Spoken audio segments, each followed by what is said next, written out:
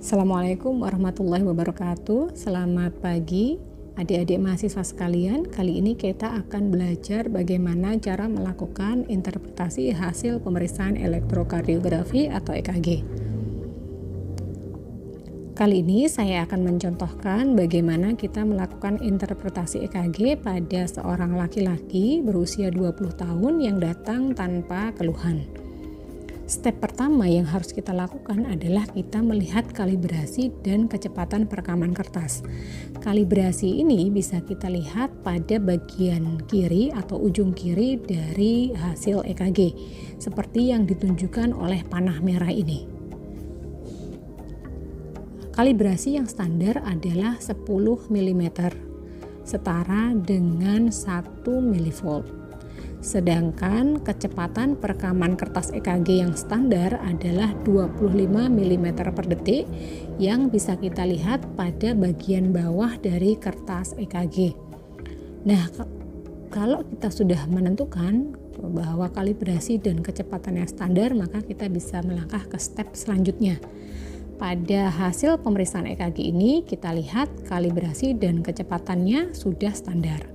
Maka kita bisa melangkah ke step selanjutnya, yaitu untuk menentukan iramanya. Seperti yang kita ketahui, irama yang normal adalah irama sinus karena berasal dari nodus sinoatrialis. Lalu bagaimana cara menentukan apakah iramanya itu sinus atau tidak? Kita harus menentukan ada kriteria-kriteria untuk masuk ke irama sinus, yaitu yang pertama adalah satu gelombang P diikuti satu kompleks QRS. Hal ini akan terus berulang mengikuti siklus jantung. Kemudian syarat yang kedua adalah reguler atau teratur. Kita lihat pada hasil pemeriksaan EKG ini interval RKR-nya reguler, sehingga hasil pemeriksaan ini memenuhi syarat kedua dari irama sinus, yaitu reguler. Irama sinus ini bisa tidak reguler, yaitu pada sinus aritmia. Sinus aritmia ini seringkali kita temukan pada pasien anak-anak atau dewasa muda, di mana ketidakteraturannya mengikuti siklus respirasi. Nah, kemudian syarat yang selanjutnya untuk irama sinus adalah P, gelombang P positif di sadapan 2 dan gelombang P selalu negatif di AVR. Pada contoh ini kita lihat seperti yang digambarkan di panah ini, gelombang P di lead 2 selalu positif, sedangkan di lead AVR selalu negatif. Sehingga hasil EKG ini memenuhi 3 persyaratan untuk irama sinus, sehingga kita bisa menentukan bahwa iramanya adalah sinus.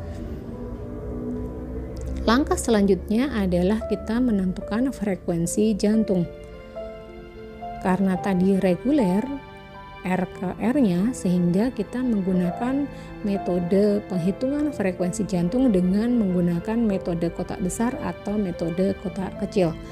Pada contoh kali ini saya menggunakan metode kotak kecil, yaitu dengan rumus 1500 dibagi jumlah kotak kecil antara R ke R. Pada contoh ini antara R ke R kita dapatkan ada 20 kotak kecil, sehingga frekuensinya adalah 1500 dibagi 20 sama dengan 75 kali per menit.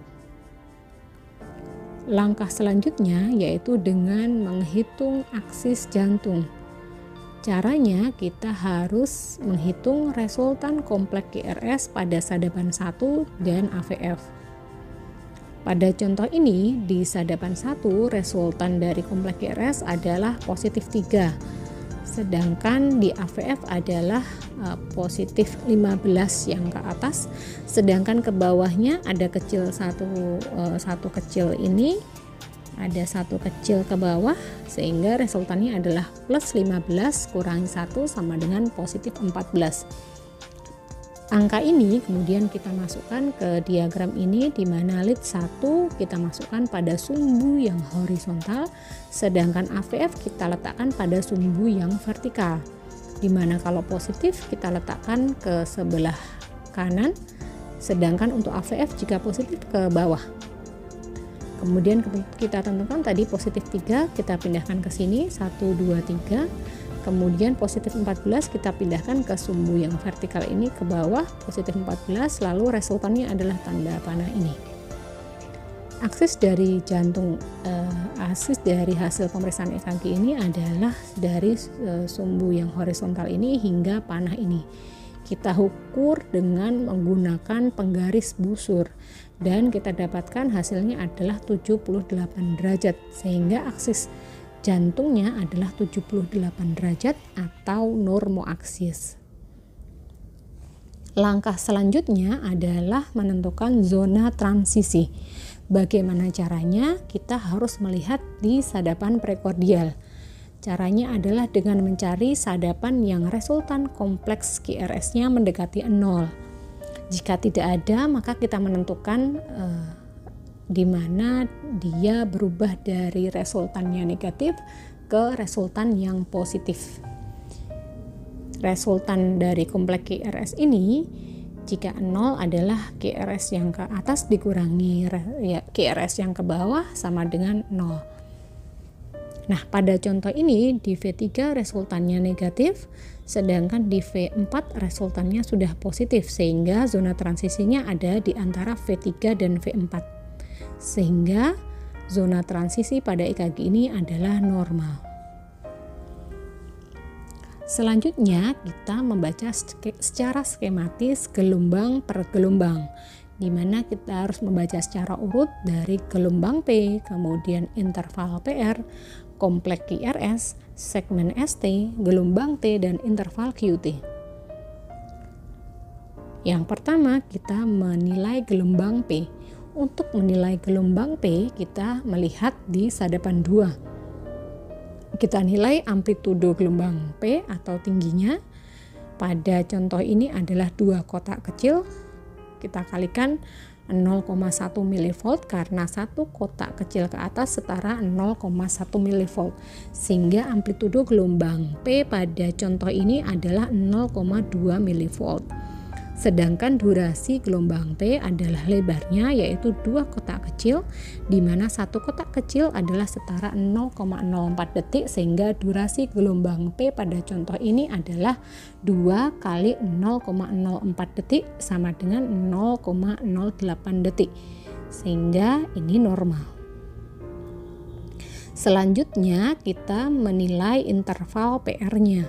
Interval PR ini kita nilai dari awal gelombang P hingga awal kompleks QRS. Pada contoh ini kita dapatkan interval PR-nya adalah 3 kotak kecil. Kita kalikan 0,04 detik, sehingga interval PR-nya adalah 0,12 detik atau normal. Selanjutnya kita menilai kompleks QRS.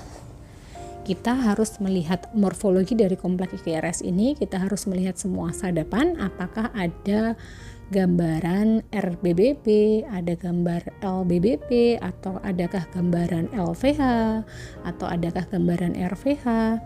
Nah, pada EKG ini morfologi kompleks QRS-nya normal. Kemudian yang kedua, kita menilai durasi kompleks QRS-nya.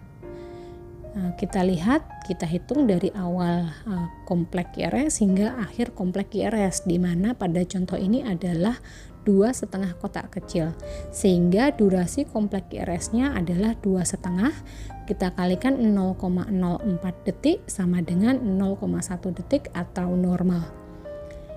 Kemudian kita menilai apakah ada gelombang Q. Gelombang Q ini kita harus melihat semua sadapan juga, di mana pada contoh ini gelombang Q patologis tidak kita dapatkan.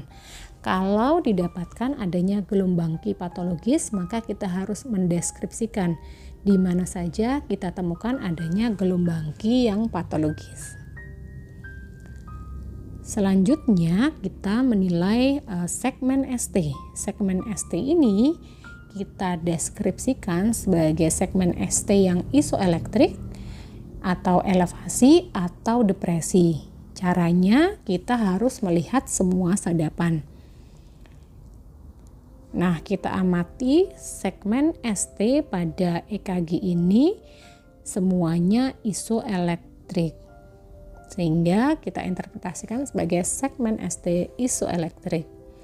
Jika didapatkan ST depresi atau ST elevasi, kita deskripsikan ada di sadapan mana saja. Kemudian selanjutnya kita menilai gelombang T. Gelombang T kita deskripsikan sebagai gelombang T yang upright atau inverted. Kalau gelombang T ini kita nilai juga pada semua sadapan. Jika ketemu inverted, maka kita harus mendeskripsikan di mana saja kita temukan adanya gelombang T yang inverted. Pada contoh EKG ini, kita lihat pada semua sadapan gelombang T-nya semuanya upright atau positif, tidak ada yang inverted. Selanjutnya kita menilai interval QT. Interval QT ini kita nilai dari awal kompleks QRS hingga akhir gelombang T, seperti yang saya perlihatkan pada panah merah ini. Interval QT bisa kita nilai pada sadapan manapun, yang penting kita bisa menentukan awal dari kompleks QRS dan juga akhir dari gelombang T dengan jelas. Pada contoh ini interval QT-nya adalah 8,5 kotak kecil, sehingga interval QT sama dengan 8,5 dikalikan 0,04 detik sama dengan 0,34 detik atau normal. Sehingga kita simpulkan hasil pemeriksaan elektrokardiografi pada pasien ini adalah sinus ritmis yang normal.